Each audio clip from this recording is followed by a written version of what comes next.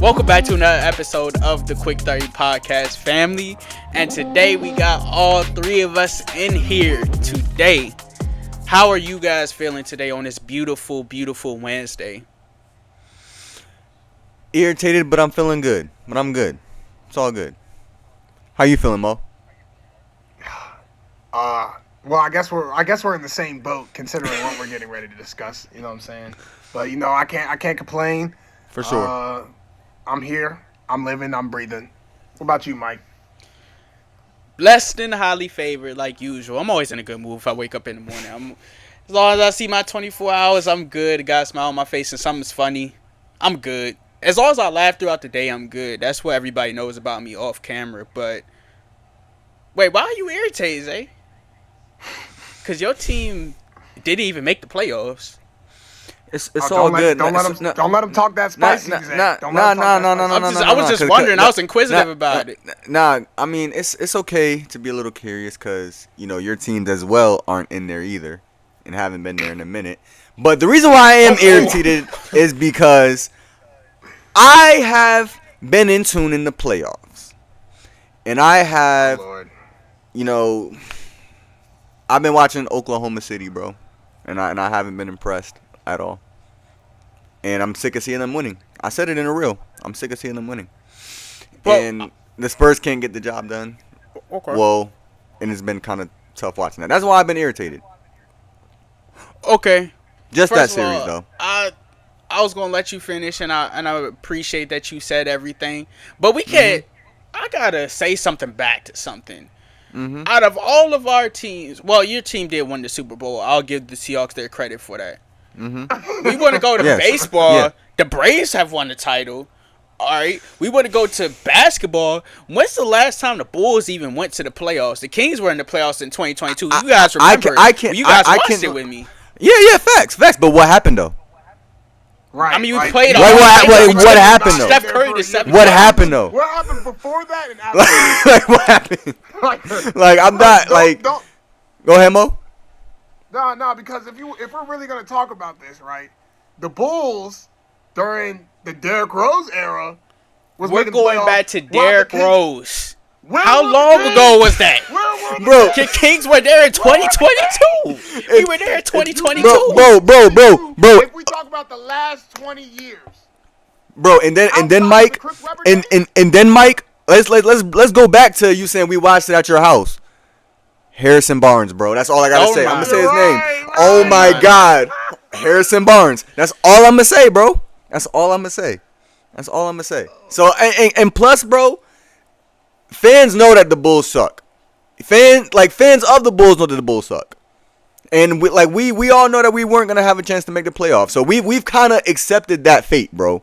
So we know this. Until we get better coaching, a little bit a better depth in our roster, we're not gonna see the playoffs anytime soon. And I've said that to y'all. I can admit that to y'all. But one more thing, I don't remember off the top of my head, but Zay, didn't y'all beat the Kings the last time y'all played? yes, we did. Like, okay, I don't count this season. This season was a okay. rebuild. Okay. You must not count a lot of seasons in Kings history, Mike. Anyways, as we digress, let's get into the NBA playoffs so we can talk about one of the members' teams. And, of course, get Zay's opinion on it. How do we feel about Cleveland getting swept? Let me emphasize that for everybody. They didn't just get beat. They got swept. And Kenny Atkinson getting re-signed. Zay, how do you feel about that first? Mo, with all due respect, bro. Bro. But that was diabolical. Like, I told y'all, I felt like I watched another Philly versus Knicks series, dog. Like, it was kind of giving that vibe, if that makes sense. Like, the effort at zero. Like, they gave up. It was just no hope for them. And then, like you said, with Kenny Atkinson, bro, re-signing him after getting swept and after watching that diabolical series, bro. Like I said, we saw them give up multiple times. and they choose to resign him, and after he's going to quote unquote say they're analytically 2-0, that pretty much, like, bro, when I seen that, I was like, bro, he pretty much just said, in our minds, in our hearts, we're doing a great job. Like, they won the Detroit series and think that they were going to beat New York like that. Like, it wasn't going to happen. But, yeah, that's all I got to say. It was absolutely terrible. I don't think that Kenny Atkinson should have, re-signed, or even the Cavs should have even gave him that opportunity. So, yeah, that's all I got to say about that. For me... Yeah, save the best for last. So, I just want to hate the most. That's cool. For me, it's just... We showed a lack of effort the entire series. The only time we came to play was the first 3.5 quarters of the first game. And even then, that could be chalked up to the Knicks' extended rest. And then they finally woke up, and it was never a close game ever again. I just think that Kenny Atkinson... I was mad with Kenny Atkinson the entire playoff series. Because we were getting beat on the same things, and he wasn't making adjustments. Like, Mike Brown outcoached them. Straight up. J.D. Bickerstaff was outcoaching him. Darko was outcoaching him. The reason why we won those first two series was because we had the better team. And once you run up with a coach that has just as good, if not a better team, and is outcoaching you, it's like you can't win. And I fully agree, Zay, with the fact that the analytically thing, I thought he should have been fired at the end of the season. Like, as soon as he said that, I was like, yeah, this guy's not serious. But I don't know. Big changes are gonna be happening, so we got to see how that goes. I guess we got to ride through Kenny Atkinson. I mean, I was really hoping we could take the Knicks route, make it to the conference finals, and then just fire our coach, get a new one, and go to the finals. But clearly we see something in Kenny, so I have to stick with it. That's all I gotta say about that, bro. Like, it was an embarrassing performance. Oh, I can go ahead now. Yep, go ahead. All right. So I've been waiting for this moment. Actually, I've been waiting all week for this, and actually, I called the group chat when the Cavs got swept. I texted the group chat, because if it was my Pacers or the Rockets or the Kings, I wouldn't have heard the end of it. So let me be here to tell everybody on the podcast, right? Now, there's many times I had to question Kenny Atkinson during this whole series. I had to question the ingenuity behind that moment where in the fourth quarter, James Harden is getting picked on an island, 22 points they were down by. And in total, the Knicks go on a 44-11 run in the fourth quarter. Same play, pick and roll. Choose James Harden, put him on the island with Jalen Brunson, and he's eating every single time because Jalen Brunson is him, right? And with that, Mo and Zay, there should have been a timeout called. Do you agree? Mm-hmm. There should have been a timeout called. Maybe after the second time. Multiple times. Exactly. The second time, there should have been a timeout called after you're getting destroyed by Jalen Brunson. And another thing that I have to point out about your Cavs, Mo, it wasn't just Kenny Atkinson that fed that delusion of, and let me read the whole quote of it. He said, the Cavs actually won 2 of the first 3 games. How does that make you guys feel, just hearing that? And I'm going to keep going. I have many points to this story. And not only that, James Harden. Oh my goodness. James Harden. We didn't even talk about what he said during the presser. No, James Harden said? He said, yeah, we got dominated 4-0. But I do feel like we were the better team. Series-wise, we just didn't show it. James Harden, that's another story from what I saw in this whole series. And, Mo, that just effort in the fourth game where you guys got swept was absolutely abysmal and reprehensible, man. I've never seen a team, they beat you guys in transition points from 33-9. I watched the whole game. I saw when they're down James Harden made a bucket, or Evan Mobley would have made a bucket, or they may have missed a bucket, and the Knicks are already down on the floor. That's not even just skill. That's just a lack of effort right there. That's showing me that your team gave up, and that's showing me as a coach that you're not coaching your team to the full extent, because why would you allow your team to be that lackadaisical in that type of game? In a game 4 where you could get swept. That's one thing. Game 3, they had good transition threes for the Knicks. And another thing, and I'm going to leave it at this. How in the world do you just leave Josh Hart open and let him hit all them threes in game 2? His 26 points. Career night. I've never seen that from Josh Hart. I know he's capable of that. He's that Swiss Army knife. But we all know that Josh Hart, his primary goal is not to make threes. There's plays where you just left him wide open. Right, Mo? That's coaching right there. And another thing with this coaching thing is Donovan Mitchell did his due diligence. I applaud Donovan Mitchell. He showed out and he played good during these playoffs. But James Harden, I didn't know where he was at. You couldn't stop the pick and roll. You couldn't stop the pick and roll. Mitchell Robinson, and Landry Shamet played so good during this series. So that's all I have to say when it came to how I felt about the situation, and just watching it and hearing the presser with Kenny Atkinson, and he fed that delusion to James Harden. That's how I felt about it. I mean, where do you go from here? I can tell you one thing. Zay, Mike, y'all might not like what you're hearing. But let me tell you what I have cooking up for us. Right?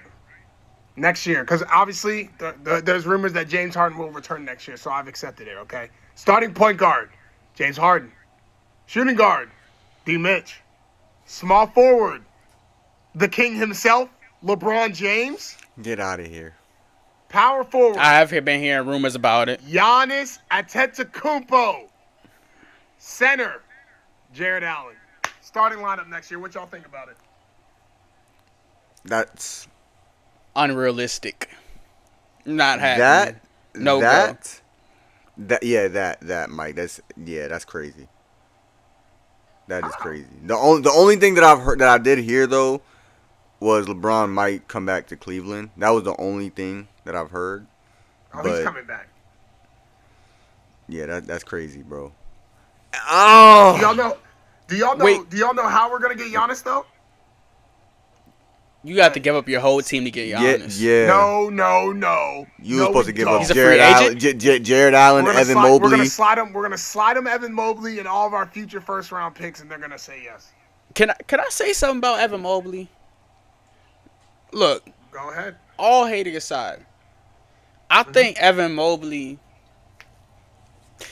and I know I'd be joking all the time, I think that he's actually a really good NBA player. I really do. I think Evan Mobley, there's just something about him that needs to get to that next level in the game. Because when I was watching the Knicks game, there's times where I just need you to dominate in the middle. Because I see it sporadically. It's not a consistent thing. He's out there to shoot the threes, and that's cool. But for him, he's a great player, but he just needs to take that next step, get angry, get physical, and get in that middle. And I think that he could help your team out tremendously. Yeah, he can help us out by getting us Giannis. By giving us Giannis. I think Evan Mobley needs to ascend in his game right there. Am I tripping? Both Zay, of y'all? I know you know as well as I know the difference between, like, let's talk about, I know we're gonna get into it later, but let's talk about the difference between Chet and Wemby, right? Chet obviously has the skills. Wemby has the skills. But y'all know what the difference is between them? It's the mindset. Facts. Mobley is more of a Chet archetype. Like, you can see the skills within them, but, like, they'll have their moments where you're like, dang, why can't you do that all the time? But they don't have the mindset to go do that. That's the difference. Like, once Evan Mobley and Chet learn that, like, they're 7-footers that could put the ball on the floor, They got the long wingspan. You can really dominate just by doing that for real. Because either you're too tall for the person guarding you, or you're too quick for the person guarding you. Like, you could really do that. Like literally what Wemby's doing, except for a little less because Wemby's 7'5". But y'all get what I'm saying. So I get the moral of what you're saying. I do, but with Evan Mobley, I say, because we talked about this when we were on TikTok Live, Zay, we talked about it too.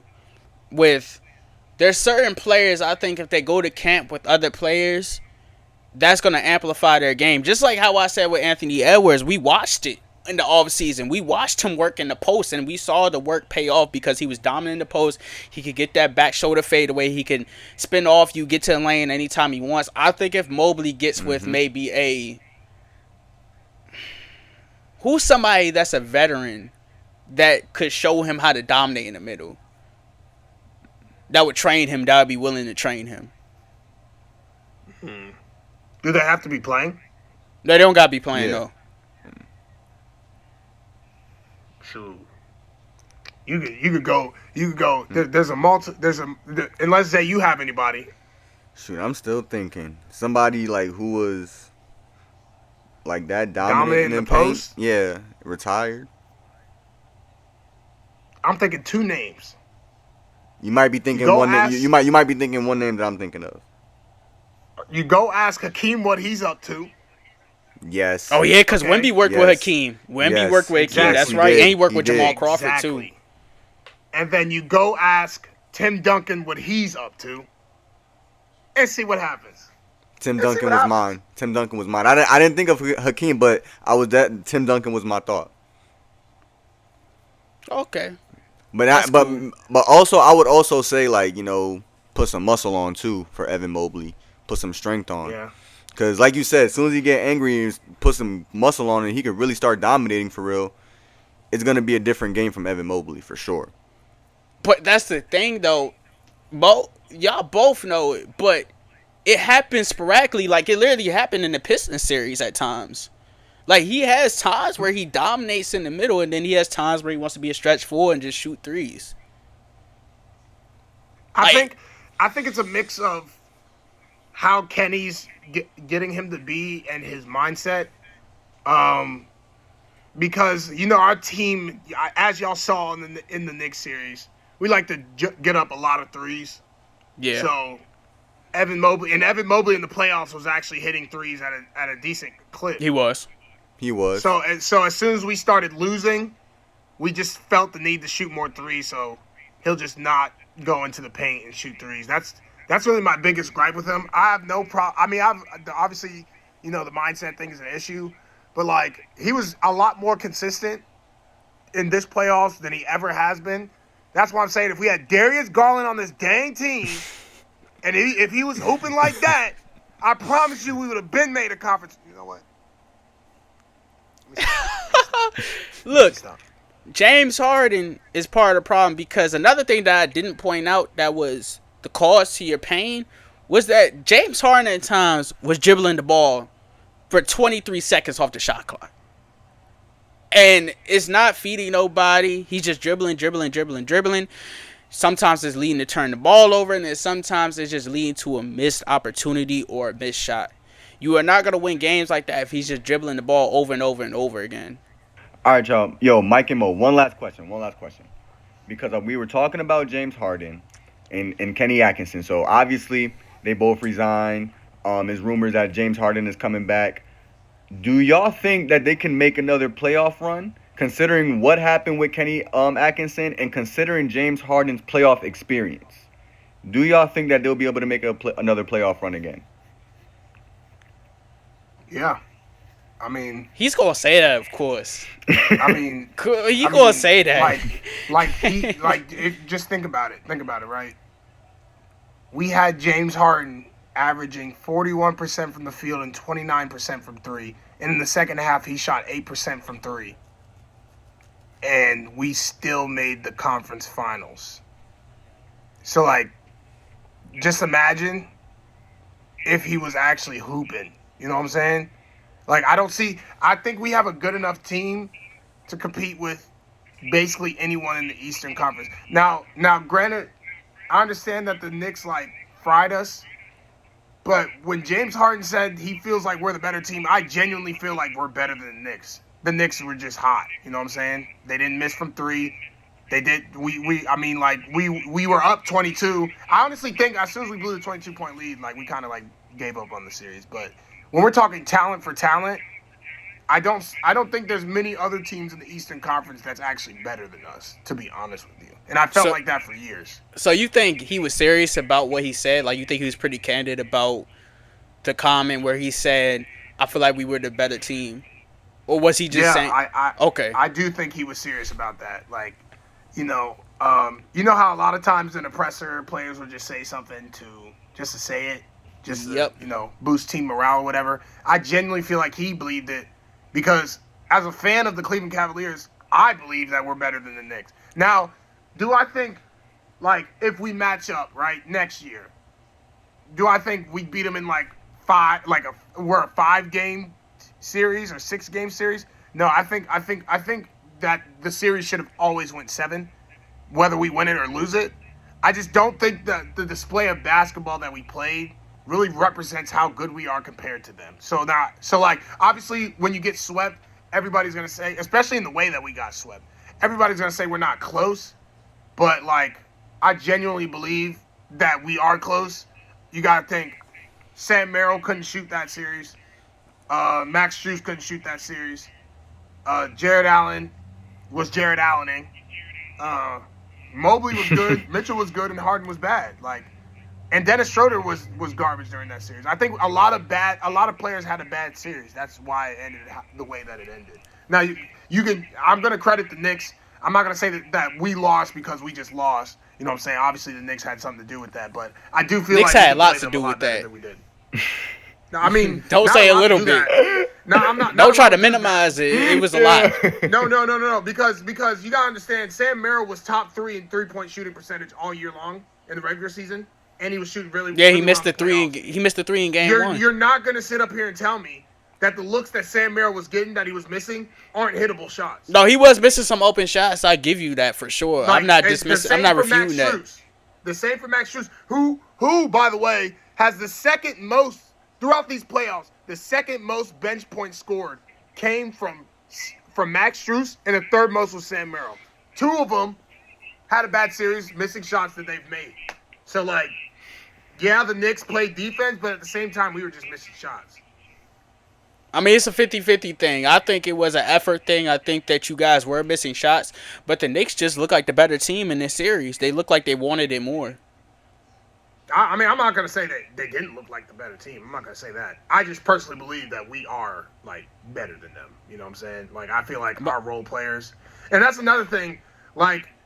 We had players that was playing all year long that didn't sniff a minute in the playoffs, which goes back to Kenny Atkinson. Yeah, that goes back to you. All of that goes back to you. All of those intangibles go back to you. But I want to ask you. I just think that, we are the better team. I don't know if we are the better team under Kenny Atkinson, but I think we can beat the Knicks. I think we can beat the Knicks. Ooh. Anyways, my answer to your question, Zay, is simple. The Cavs are always going to be a playoff team because the East isn't that strong regardless. But all joking aside, the Cavs are actually a pretty good team, especially in the regular season. I think Donovan Mitchell is a great superstar in this league. He's always going to give you 30, 35 a night. But it just depends on his role players and what everybody else is going to do. Especially, my boy is coming back next year. Hallie's coming back, so that's going to put some competition in the East. Orlando, they're on the search of finding a new head coach, so you don't know what's going to happen for them. They might be in that spot. So it's a question, it's a mystery, but they're always going to be in the playoffs. Now the question is, are they going to go far in the playoffs? That I don't know.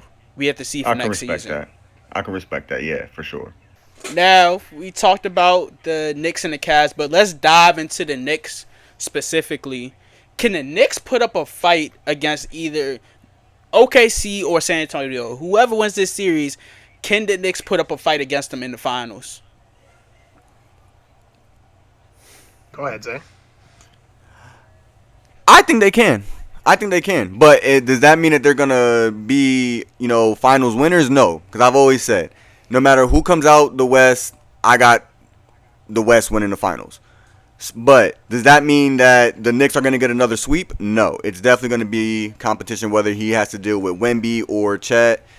I just personally believe that, like I said, whoever comes out the West is gonna be the winner. As long as I would say Jalen Brunson keeps going off, I would love to see Josh Hart have another career night like that. OG Anunoby, bro, has been hooping. So has Cat. But yeah, I gotta say whoever comes out the West is making it, is winning the finals for real.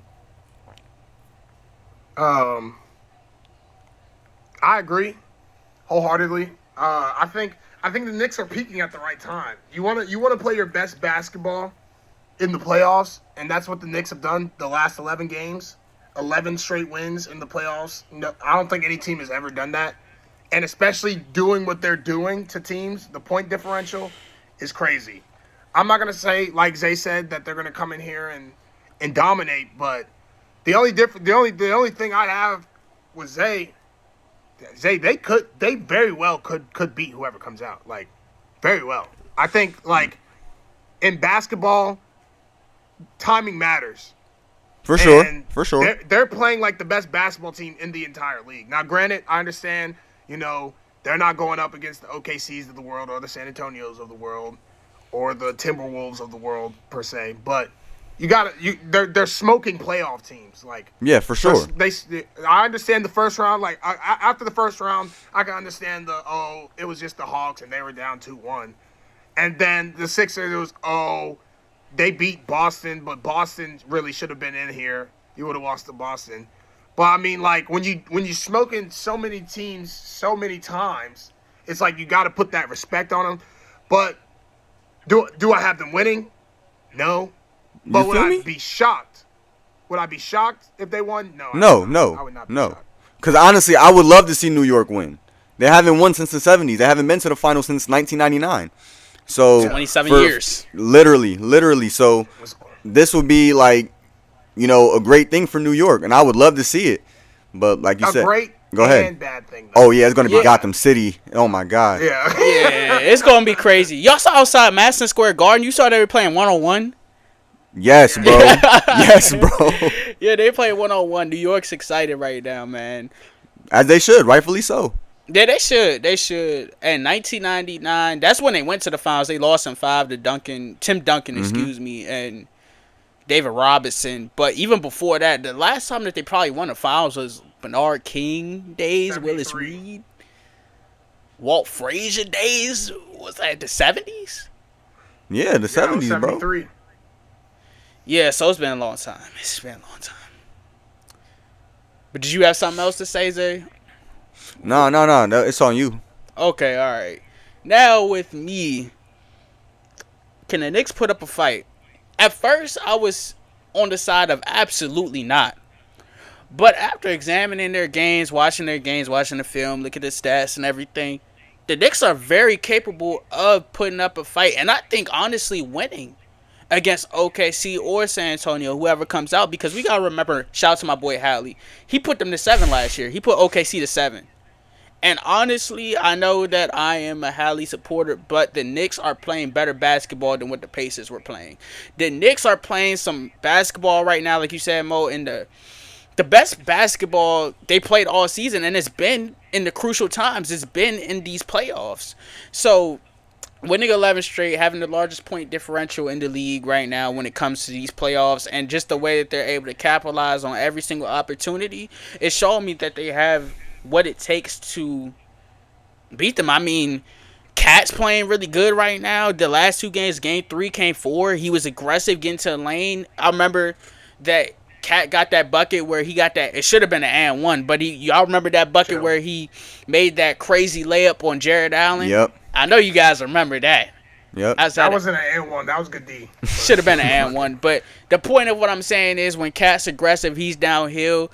And I don't know what Mike Brown's doing, but I honestly like the offense better than what it was ran by Tom Thibodeau. Because right now, I feel like, of course, Brunson's the guy, and he's going to score, and he's stoic in those big moments. But Brunson's scoring. He's really efficient from the field. He's putting up 29, 30 a night, shooting 40% from the field. He's playing that one-on-one ball, and when he's playing that one-on-one ball, he's able to score.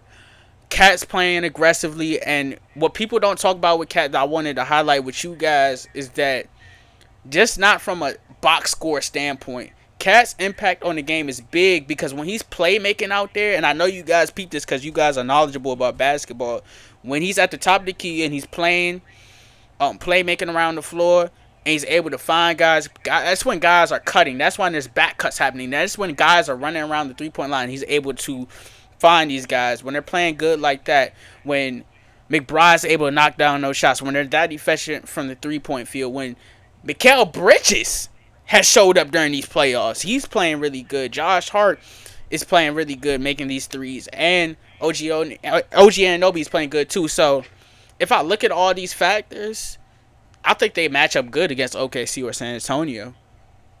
And don't let New York win, because if they win the finals, New York is already going crazy right now. Stay home. Let's go to another level. You can't come to New York. You can't come near Madison Square Garden if they win the finals. But how much were the tickets? How much are the tickets to sit front row? Like a mortgage. Just know that. Mortgage. I don't. A mortgage seats was for Game 3 of the finals. It was going for $299,000. Lord. And it's $700 just to get in the door. Just to get in the door. Not even the seats. Mercy. Just get in the door. No. $700. No. Yeah. Nope. We'll be there one day. Not today, but we will be there one day. We will be there for in sure. Madison Square Garden one day.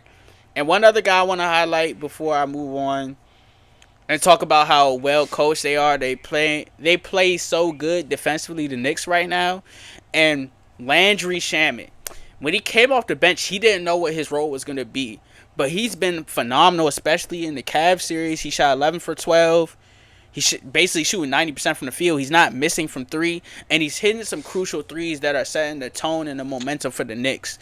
So, I'm telling you guys, I'm a believer. I'm a believer in the Knicks. Everybody was down them, but I'm a believer in the Knicks. And I think that we're in for a treat in the finals. Hey, I never doubted him.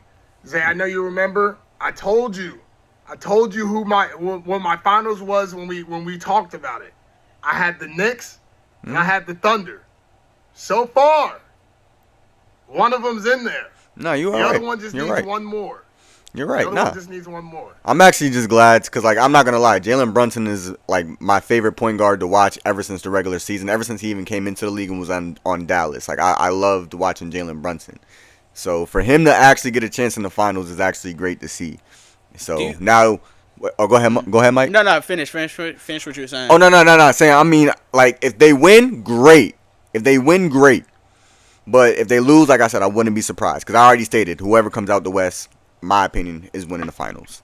Have you guys noticed that Cat hasn't really been that much of he's been a factor in games 3 and 4, but the first game he wasn't really there. Second game he had 19, but have you guys noticed from watching the game and your ball knowledge that when he's aggressive, it's changing the tone of the team? Nah, for sure. I know what you're trying to say because you were about to be he's not a factor, but even I'm not even taking scoring aside, he's gonna get some boards for you. And that's what the Knicks need. So it's scoring aside, he don't got to score that many points for me. As long as you get boards for me, get some stops on defense, that's what matters to me. So as long as he get the boards, I'm good.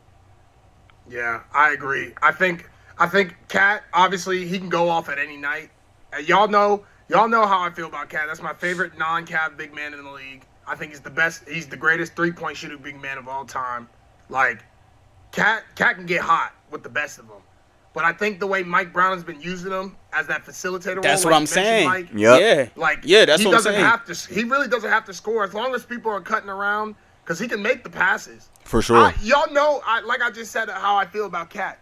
I did not know that you could just give him the ball in the Jokic type role at the top of the post area. Yeah, that's exactly why I said at the like, top of the sure. key he can For make sure. something happen. Like, yeah. So, but if he's scoring too, he'll be flirting around a triple double almost every game. That's what I'm saying. And then that expands the offense. Against the Thunder and against the Spurs, he probably won't be flirting around that many triple doubles just because of the way that the defense is set up. However, like Zay said, like he's gonna get on that glass. Like if there's one thing Cat's gonna do, he's gonna get on the glass. He could be shooting 1 for 10 or 10 for 10. He's gonna give the same effort on the glass. Say what you want about his defense. The best part of a defensive stand is the rebound, because if you don't get the rebound, you still got to play defense, and Cat makes sure of it. So, yeah, that's a fact. Shout out Cat, man. And Mitchell Robinson been playing good too in these playoffs. Shout out to him. That's the aggressiveness Shout out to him. that you need from Cat that I think that you're talking about, Mike. Like Mitchell Robinson is so aggressive down in the paint. Like he's gonna fight for the ball. So like definitely, like you said, shout out Mitchell Robinson. Yeah, no, Mitchell Robinson's been playing good. He's been good on what he normally is good on. Cutters, alleys, pick and rolls, and everything with Jalen Brunson.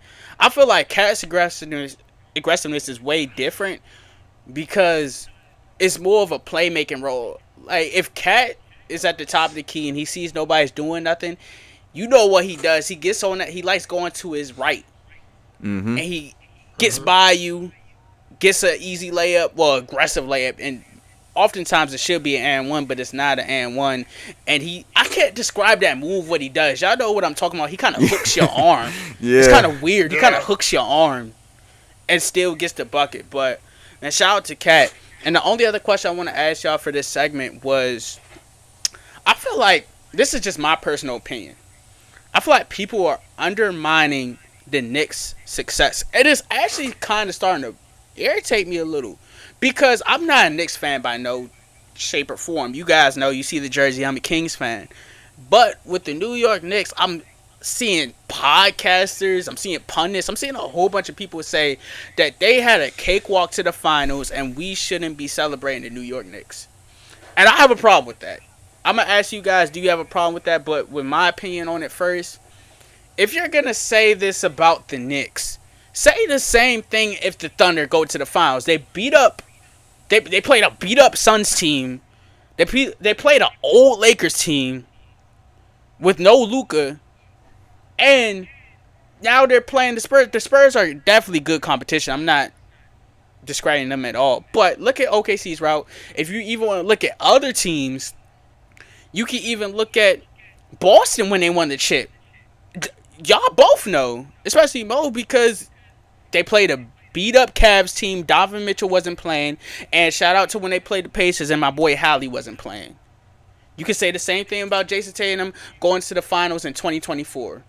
And with the Knicks, the problem I have with it is that the Hawks were not bums. If you watch the regular season, this is why some people, when they have a podcast or the pundits, they're not looking at everything. Because the Hawks finished the season 20-6. They were a hot team. Jalen Johnson had a crazy year. And in the following round, you're playing a Sixers team who came back down 3-1 and defeated the Boston Celtics. So I can't discredit and diminish what the Knicks have going on right now. How do you guys feel about that situation? Because I know you've been seeing how people have been talking about them on social media, TV, and everything going on. Well, like, me personally, I'll say, like, if you make the playoffs, that says a lot about you as your team itself. Like, you made the playoffs. You're in the series. So, I'm one of them where it's just like, yo, bro, so did the Knicks. How was it a cakewalk for them if these teams made the playoffs? Yeah, they didn't have Halliburton, but injuries are part of the game. It's what happens. And plus, freaking the Pacers didn't even make the playoffs. So, I just want to know, how was it a cakewalk? Because like you said, Mike, Atlanta weren't bums. And in my personal opinion, I don't think Philly were bums either. Knicks just wanted it more. And with the Cavs, like you said, Mike, earlier, they're always going to be playoff contenders. the Cavs just gave up. So I don't think it was just a cakewalk. I just think the Knicks just wanted it more at the end of the day. That's all I got to say about that. Yeah, I can see it from both sides. I'm a lot lower on the Hawks than y'all are. I don't think the Hawks were really that good. I think towards the end of the year they weren't playing like the craziest teams. They really feasted wins off of bottom of the barrel teams and made the Still record finished look good. 26. They finished. Yeah, you finished 20-6. You beat who you got to beat. It wasn't like they beat anybody crazy. However, the Hawks did give them a fight and were up in that series. Mm-hmm. Therefore, like they had to go through adversity at some point during this run. It wasn't all just sweep, sweep, sweep. You know what I mean? And to the point of the cakewalk, like if you're a higher seeded team, you're probably going to have an easier route than other teams are going to have. Like if you have home court advantage from 1 through 3, sometimes 4, depending on who's the 5 and below, you're going to have an easier route. That's why 1 seeds, like Mike said, the Suns, they were the 8 seed. You know what I'm saying? Like the 1 seed will always get the easiest matchup, no matter what the year is based on under this current playoff format. However, we can't discredit the Knicks because I was one of those people discrediting them. But you got to really look at what they're doing because there's a lot of good teams that go up against teams that are somewhat mediocre and make it a series. The Knicks aren't doing that. The Knicks are blowing out whoever they play. Dominating. From round 1, from literally, y'all remember the closeout game in every closeout game they've had, realistically, has been a blowout. Mm-hmm. It's been a blowout. So all the people that say that they've had a cakewalk or whatever, it looked like a cakewalk because they made it one, not because it was. But the thing is, other teams have had cakewalks. Why are we just looking at the Knicks with this? Did Boston not have a cakewalk in 2024? Yeah, I think a lot of times, because obviously it's the playoffs, teams are gonna break down, and a lot of times like people overlook it, and then on top of that, you know how many Knicks haters there are on the internet. You know what I'm saying? So you got to run with some narrative. When you're good, you're gonna get some hate. Like every single good team, especially now with social media, has gotten hate. Let's talk about besides maybe the 2022 Warriors. That's the last look at 2024. Team. Like Mike said, Boston, Jason Tatum. People were hating on Jason Tatum. Hating, they're like I think if you got no haters, you're doing something wrong. That's just what it is at this point. He stole that quote from AI. I like it though. Absolutely. AI changed the game. We love AI over here. Shout out. Now we gotta move on to the West. We talked about the Knicks. We talked about the Cavs a lot, but a lot of controversy right now going on between OKC and San Antonio. I mean, we could tell based on our live and the reaction, not the live, the reel that you made, Zay, and we could tell the reactions of people. Do we think that OKC is about to close this out, or do we believe that this is going to go to a Game 7 and who will ultimately win this series?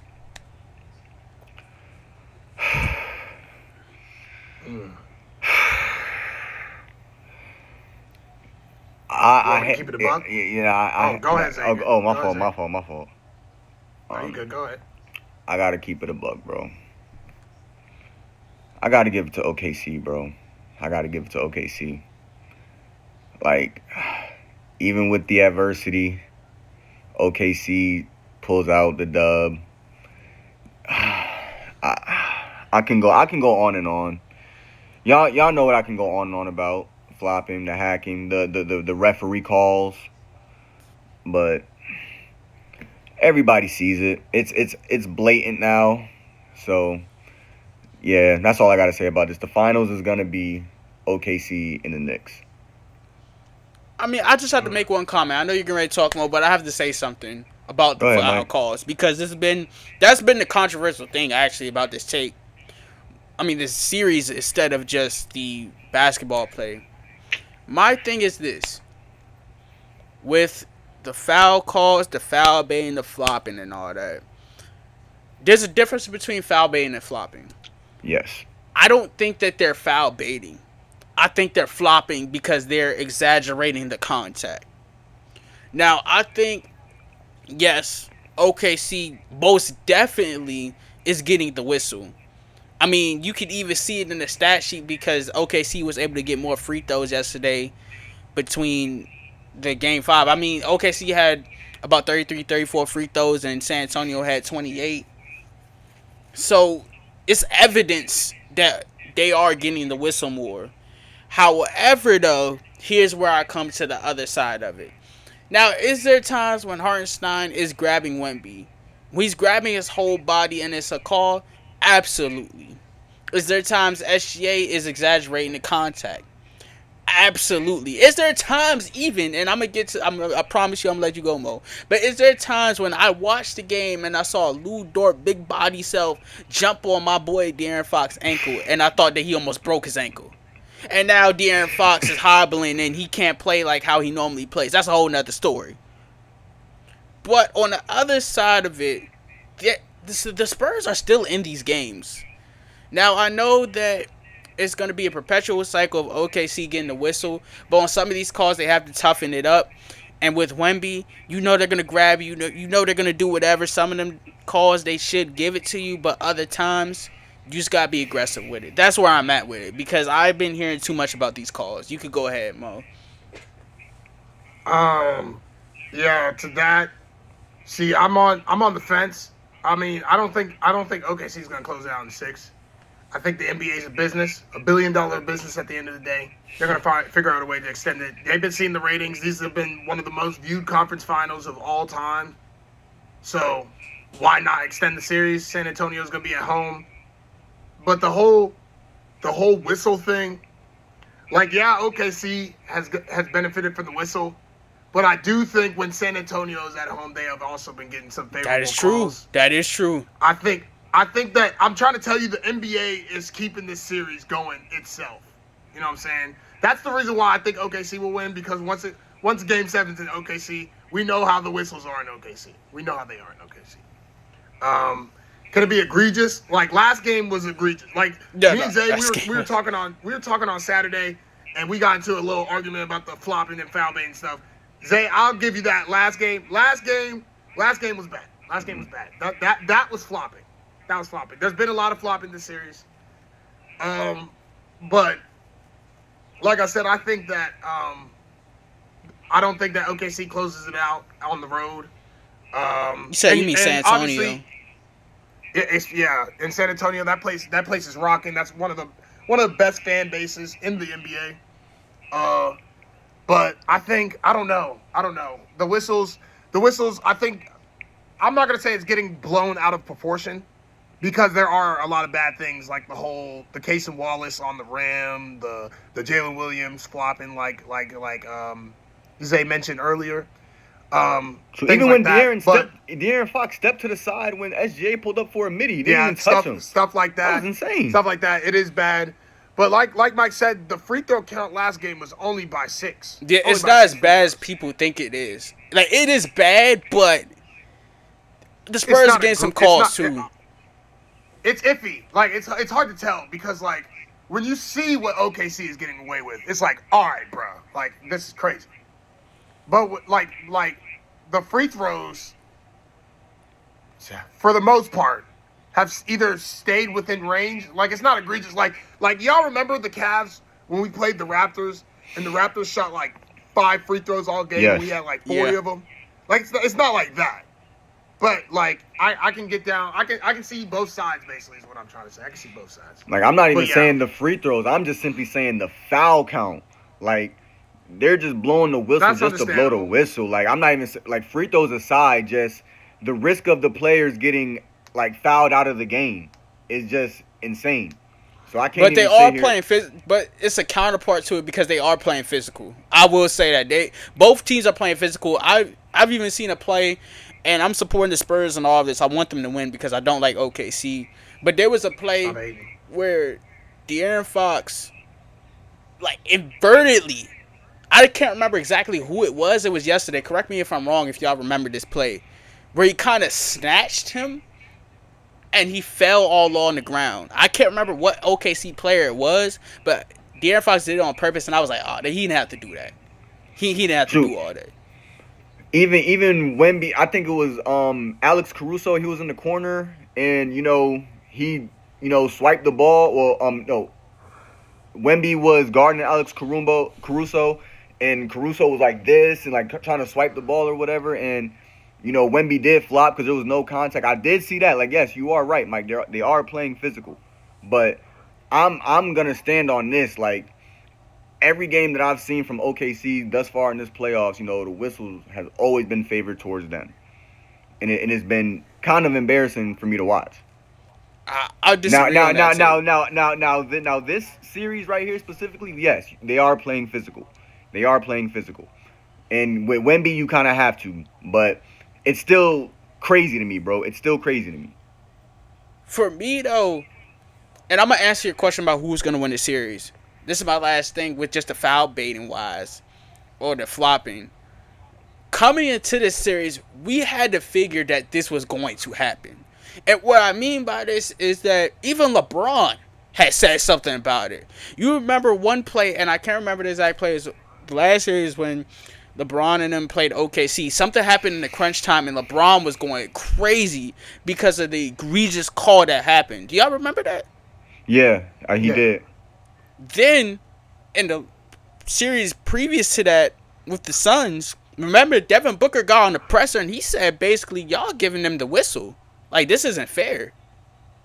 So, this isn't the first time this is happening. So, we knew coming into this, even if it's unfair, that was going to happen. But like Mo said, I have to obviously go with the Spurs still. I'm counting on them. I'm rooting on them because I don't like the fact that I think Lou Dort is a dirty player.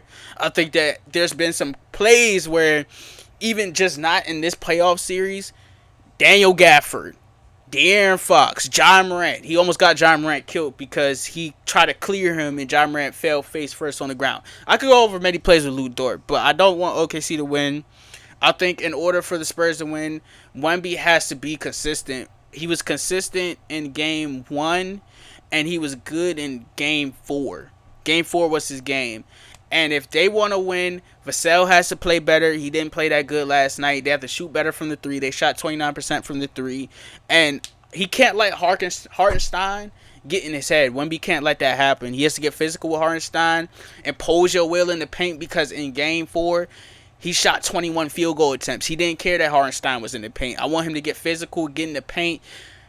It sucks that they can't run the pick and roll mode because I know you know your ball and all this too. Mm-hmm. That De'Aaron Fox, you could tell, even though you don't really like him, you could tell that he's banged up. Yeah. You could tell. If he wasn't banged up, a lot more pick and roll action would come. You see that he's going downhill, he's stopping, he's shooting that post fade away, which is good. Another thing that I need the Spurs to do is, the reason why OKC is winning these games, Mo, is simply just one thing. It's not really SGA. He had 32 last night, but he had 17 free throws. Mm-hmm. It's OKC's bench. Mm-hmm. They are not missing from 3.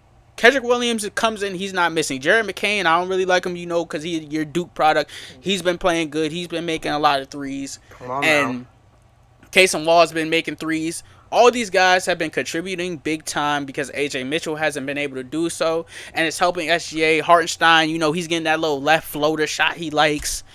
And the offense is just flowing and flowing. And it seems like when the Spurs are losing and they're trying to come back in the game, they come back and then OKC just goes on a run. So they have to neutralize the bench, neutralize Hartenstein.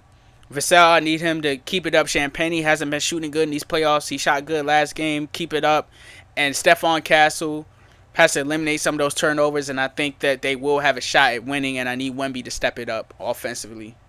Yeah, I mean, I think Castle, I think the De'Aaron Fox coming back, it should be helping Castle eliminate those turnovers. He's gotta be better with the ball, but he's a young guy, so I think he's just, first conference finals. This is a big stage. I know he played at UConn, and UConn's been in many big games while he was there, but NBA, a chance to go to the NBA finals is a whole different level. It's a whole different level of pressure, attention, and I think it's getting to Stephon Castle a little bit in terms of turning the ball over. He's trying to make the right read. He's a little bit rushed, but he's got to cut it out. He's got to cut it out. But like I said, that's going to come with time. That's why this year, this is part of the reason why this year I didn't think they would win it. I think they're going to win it next year. They're just getting their feet wet, dipping their toes in the water, if you'd say. It's just the experience is going to come into play, and right now the more experienced team has been showing to stay even keeled throughout the series, whether they're down or up, doesn't really matter. They do. But yeah, I think everything you said is how the Spurs are going to win. They got to limit that. They got to limit the OKC bench if they even want a shot at winning. Like you said, they've been in these games. It's just been a few crucial mistakes after another, and going on those long droughts without scoring will kill you. Trust me, I know. The Cavaliers did it all the time. But yeah, it's not like the Spurs still can't win the series. They got the home game, and then they just got to go on the road and win. They just got to go on the road and win, which is very tough to do in a place like OKC, especially with the home whistle. That Rocket Stadium. But it's not impossible. It's not impossible. Yeah, I mean, because they won one in OKC before in game one, but that's when Wemby had 41 or 43. It's going to take one of those 41, games. He needs one of those games in the next 2 games. Yeah, it's going to take one of those games because he was frustrated yesterday because he shot 4 for 15. You know he didn't talk to the media. He got fined for that. He actually got warned for that. He didn't even get fined, bro. That's crazy, bro. He didn't get fined? Nah, they gave him a warning about it. And you know the crazy thing about it is Wemby always talks to the media. He won the Magic Johnson Award for talking to the media and being nice to the media. So you could tell he was frustrated yesterday. And I think that intangible about Wemby is going to let them win the next game because he doesn't like to lose. He takes this game very seriously. And he's one of them ones. And I think that he will talk with his team. They will watch a lot of film and they will rectify some of those mistakes that they made. So I'm going with Wemby next game. I'm going with them to win the series. I hope that they win the series. Love SGA, but yeah. I don't know if they can stop the bench, though. That's the serious thing. Because, Bo, I know you've been watching it, and the Spurs, like last night, they went on a 9-0 run to cut the lead. And like I said, OKC goes on a long scoring stretch because they keep hitting them threes. Those bench guys are playing good. They're getting to the free throw line. You know they're going to get the whistle sometimes. Then after that, they went on. The Spurs cut the lead down to almost a 12-4 run, and OKC just explodes again. So they need to stop the bench, bro. Yeah. They have to.